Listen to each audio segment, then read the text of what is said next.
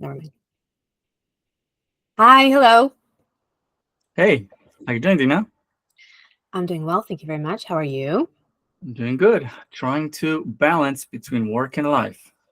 Yeah, you did a funny beforehand. You said war-life balance, which is kind of what I'm having right now. But except for that, that's true. You know, work life is like a big deal. It's a big issue, and I think it's actually a good topic to talk about a little bit. What do you think? Sure. So, is it really exist? Is work-life balance? Does it really exist? Yeah, does it?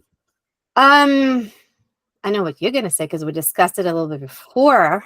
Um, it's a good question. I think we discussed a little bit. Let me bring it up. Remember the guy's name, Erez Druk, I think, right? So he said, if you are looking for life work balance, don't come working for me. This is not. You cannot have a startup. You cannot have work balance together. It's either or. And I think a lot of people got very upset about this. That was like a month ago or so that he brought it up. But some people said, you know what? This is the reality. This is how the startup world works, right? What do you think? So, I think we need to define what does that really means. I mean, it's has different interpretation for every person and different interpretation for every company, every generation. I think our fathers and grandfathers, they used to work certain hours, then close their work shop or close their work hours, go to their families, do other things, and have a very clear distinction between work and other parts of our life. We, as a Gen Z or younger, we taking our phones to the restroom, we taking our phones to our beds. We are supposed to be accessible to emails and hashtags to every moment, 24/7, and that's what empowers us, right? We want to be connected, we want to be part of, and the question is how we really can balance our spouse, our kids, our vacations, our health, our gym, and also being very productive and do the tasks and the work that we need to do. Well, it's a good question. Um, I think there you can really see the differences in the generations, and this is something I do experience. It's not only about being effective or feeling good about myself. It's something that was encoded in us. I feel in a way that we have to have very like high standards and being there. And also our bosses many times when I was working for different companies, they expected me to be available, to be available. I think that the number one thing I remember, I had a very demanding boss, and he was in the States and I was in Israel, which has a slight time difference of 7 hours. And then he texts me a text message in the middle of my night. And then he got upset with me in the morning, like 7 o'clock in the morning, that I did not respond yet. So, yeah. So I think there is an issue here, and it's good that we're talking about it. But I think I want to. It's such a large issue, so vast. But I want to discuss what we as CEOs, we own our own companies. How do we deal with this? Is it an urban legend? Is this like determined that from now and on, if I open a company, I'm going to actually be not available, not for family gatherings, and not paying attention to my health, to my wellness and sleep and so forth? Or there's actually something that it exists, and not only that it exists, it really affects my business, and you know where I'm taking this. And if I don't pay attention to this or deal with it or block it in my calendar, it will blow up in my face. What Do do you you have think? anything to? I agree. Do you have any like personal story? Like, how did that affect you through your career? Ah, wow. I have a lot of personal stories. I know you have a personal story. Um, I think I'll tell you something more general because I know for a fact sometimes I get so carried away, and we you because it's practically intoxicating when you have like a lot of things on your plate and clients, and you have a lot of things to do. And I personally, a few years ago during COVID, so I mostly worked in film production. And I don't know if you remember this, but in film production, like there were a lot of times that you just had to sit at home and everything is canceled, right? Do you remember that fun time? Yeah. And then suddenly the government says, okay, guys, you can go with the mask, whatever. So all my clients who canceled on me beforehand decided that they all wanted to work with me in 1 month. I had, I think, 5 or even 7 projects. Um, and I wasn't, I guess, like I was just me. I had my team. It was me, and I said, yes, let's do it. And one of the clients there demanded that we do a very big project in 2 filming days instead of 3 filming days, because it's obviously a lot cheaper for them. And Sounds I like really, what? sounds like a disaster. Let me tell you. And I really wanted to, really wanted people to like me. I'm an agreeable person. I really wanted this client to be happy. So I said, let's do it. Although everything inside me screamed, don't do it. Long story short, we did it. The video's there. It's amazing. It's like, I still don't know. I'm not sure how we did it, but I can tell you that the second day, the sunset started. Sunset in film, it's the end of your day. It's the end of a work day. And then like I look at my sheet and I still see I have like 20, 30 bits I did not film yet. I can express the stress that I felt during that time. I can tell you that we finished. And then I was sick for 2 weeks, 2 straight weeks. And after that, I said, I do not want to do film production anymore. And I really, after that, I just lowered it until I totally switched and changed, I guess, my career path. So this is how damaging that was. I mean, for me, it was good because I don't think I wanted to do that in the first place. It just happened during COVID. But this is my story. Tell me yours. Well, I remember knowing a guy that find himself in the hospital at a very early age, um, and even in the hospital worked and put together a team around the hospital bed and scrambled some crafts and gave instruction to the teams. This person is me, many years ago. And I also remember during COVID, since you spoke about it, I was probably one of the only guys on the plane.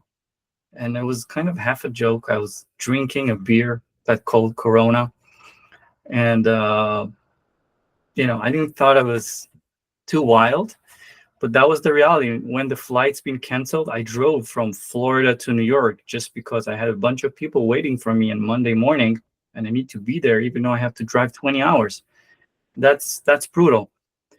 That's very intense. Um, and that's, we need to do what we need to do, but eventually we need to look and understand where is the balance and what really needs to be done and what can be done and differently. And I think that's the question. What can be done differently if life balance is not exist and we are supposed to combine our personal life, our wellness, our gym, our music, our kids, our family relationship, and our bosses or our companies, and march them all together and create some kind of beautiful, magical cake. So, how can we do it? Like, what in the practical world, how can we manage it all and not feel the stress and not finding ourselves 2 weeks sickness or in the hospital giving instructions? I think the first thing that comes into my mind, and it's like the most annoying, annoying advice anybody can give anybody: take it easy. Okay, but just don't kill me. Let me explain. I think, at least myself and a lot of people I know also, we take things too hard. We take things like, if I don't do this, how many times did it ever happen to you, right? You were sure that something, I don't know, the world will explode if you don't send this PowerPoint on time. I had it so many times with clients. For example, when I was doing film production, they told me, no, we have to have this thing Monday morning. We have to have the video. You have to. And we worked and we pulled an extra shift and worked all night and we sent this thing. And then they did not respond for 3 days. And they said, oh, you sent it? Cool. I'll take a look. And then you understand that what they said, it has to be, it's really important. It's really urgent. Well, there are also important and urgent things on my plate, like sleeping, eating, and keeping sort of a balanced week. So it's okay to pressure myself. And I don't know what kind of meetings you have. You know what? Because if I'll have a meeting, I don't know with who, even with Elon Musk. Okay, so I'll drive from Florida to New York. I'll do it. I'll walk. But if it's working, if it will help you out. But the question is, I guess, like how much pressure we put on ourselves, and like what's the leverage? How will it really like affect us in such a way that we cannot possibly say no? It takes courage to say no, right? It takes courage to say no to projects or people or things that are just affecting, have a really bad effect on us, really affect our lives, our health. Although we just tell ourselves, hey, let's pull it off. So that's I think that's what you're saying is, I think what you're saying is perspective, and oh, perspective in reality could be managed by, first of all, having the information in front of you, like you brought to the email that you sent in the last moment, and you thought that that's the end of the world. Well, part of that is set up the expectation. Ask your clients, ask your colleague, do you need it by this in this date? they Can tell this you they wait? do. They think they do. Well, so ask hardly, right? Because you know you have some other things on your plate, right? You have more important things, with all due respect, that need to be taken care of, which more important is you, more important is your spouse, more important is your kids, your parents, etc. And all of us have that. So don't be shy about it. Don't try to, and it's a battle. I know we all trying to be this Superman or super Wonder Woman and have no problems and no sickness and no, everything is perfect all day long. And we do have some obstacles, and we do have some other things to do in our life. And I think just being in front of that, and as soon as both people are very clear about it, I think you gain respect. And I Yeah, love say in this no. environment when both of us, all my clients, or most of my clients, or most of my colleagues, are real human being and not just superpower people who always have and can do anything at any time. I think it's a healthy relationship to be able to say no to your client, to say, excuse me, but I don't think Tuesday or Monday morning will cut it. I think also what you said, I very much agree. I think part of it is to also understand where we're coming from. And I think we all suffer from a great amount of FOMO, fear of missing out. If I don't send this email now, what will happen? I might, this might be the email. This might be the opportunity. This meeting might be it. I totally agree that sometimes opportunities come in different cases, but even if you miss an opportunity, even if you mess up on a big opportunity, there will be another opportunity coming. There will be. This is my belief. But your health and missing your kids' rehearsal, it won't be coming. I just give one last example, and then I want to hear more of your advice. But I have stick like on my fridge. I have a magnet. There's a vacation that we take with my family almost religiously every single summer. We go to an observatory in a lot, and there's like a stand of pictures that they take, and then you get the magnet and take it home, and then you can see the kids grow and you see us change through the years. And there's one magnet that doesn't have my picture because I had to stay in the hotel, and I had to basically give a quota to some client that I thought it was very, very important. It doesn't matter even if I got this project or not. I'm not in the picture. And every time I look at this fridge in the morning, every single day, I say, I should have been in that picture. Nothing was so important. It wasn't so important. So that's It's my advice. amazing when you're saying that. I saw one a quote not a while ago, and the guy said, over the years, the only person who will remember your late hours is your kids. Oh my gosh. Yeah, that's That's really that's scary. It's really scary because over the years, nobody true. will remember your extra time and your extra efforts, but your kids will remember the absence of you in their lives. Um, what else? I think, practically speaking, is prioritizing. Yes. Prioritizing is a huge topic, and we can talk for hours about it. But let's be clear to the point.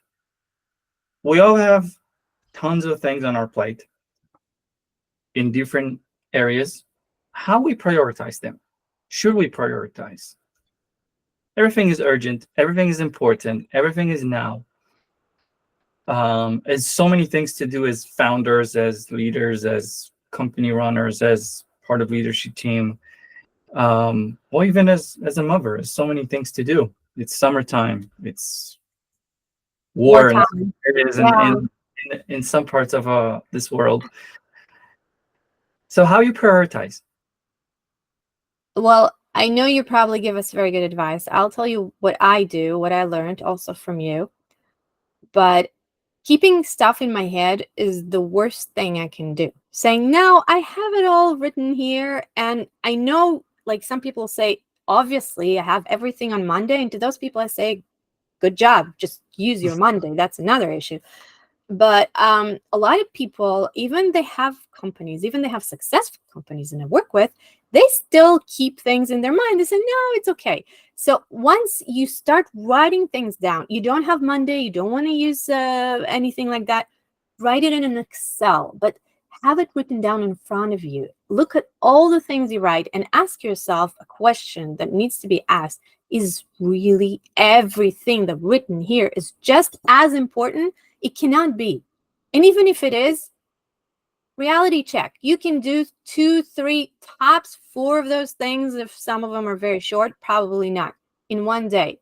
And the rest of the time, you're just going to spend feeling that you didn't do enough. And coming home and you're feeling, I should have done this, I should have done that, trying to steal a few minutes from dinners, trying to steal from a few minutes from watching TV with your spouse in the evening.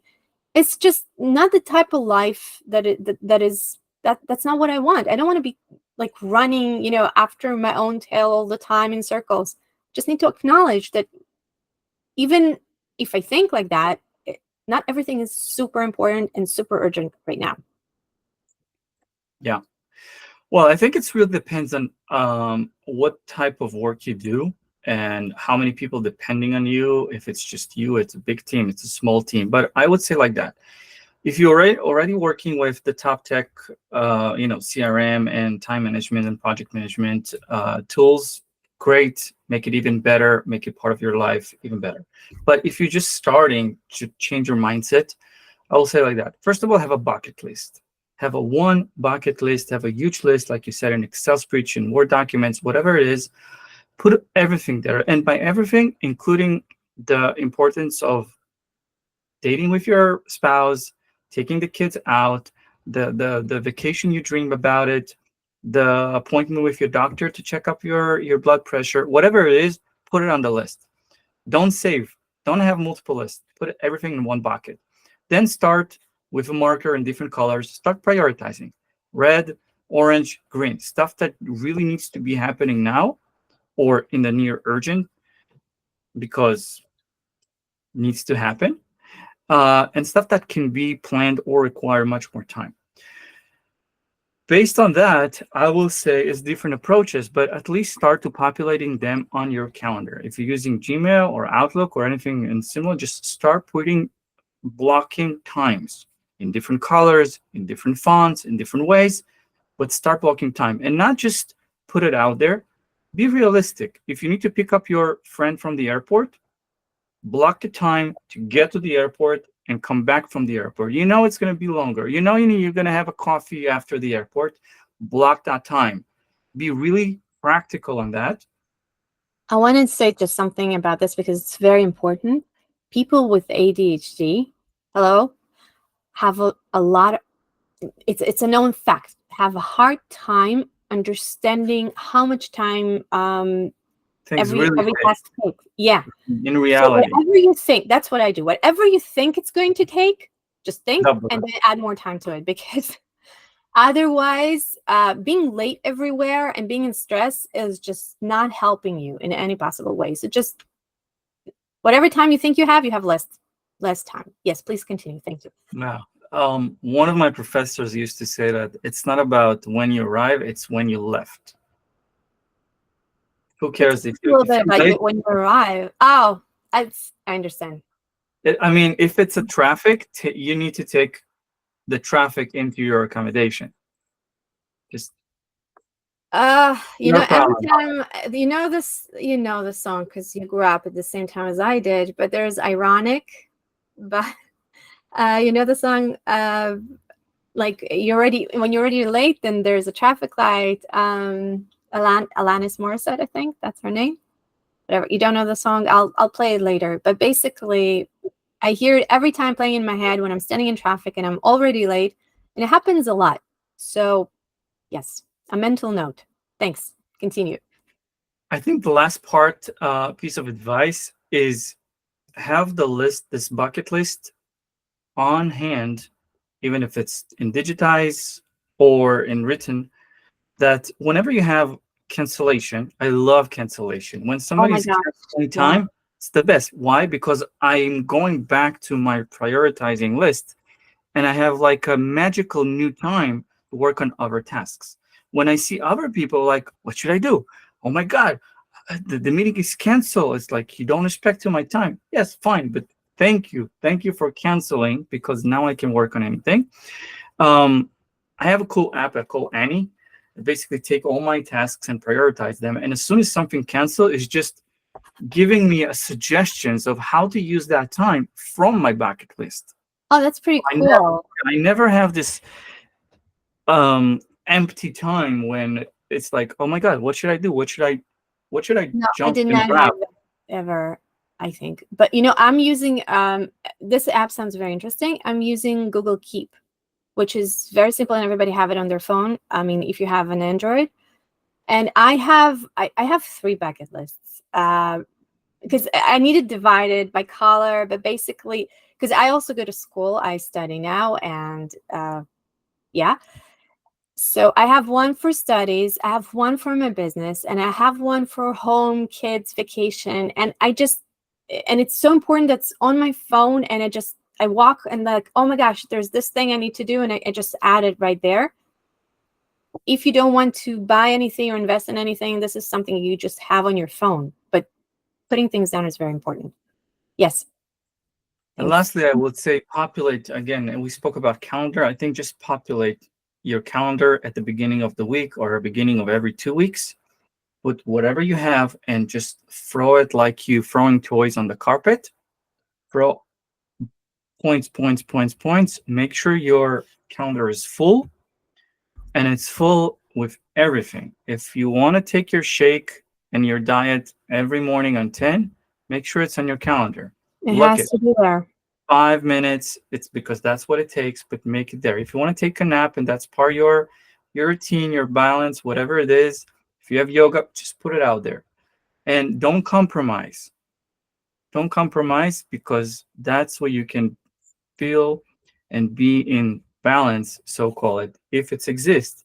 And combining what we need to do and where we want to go, and hopefully we can make it.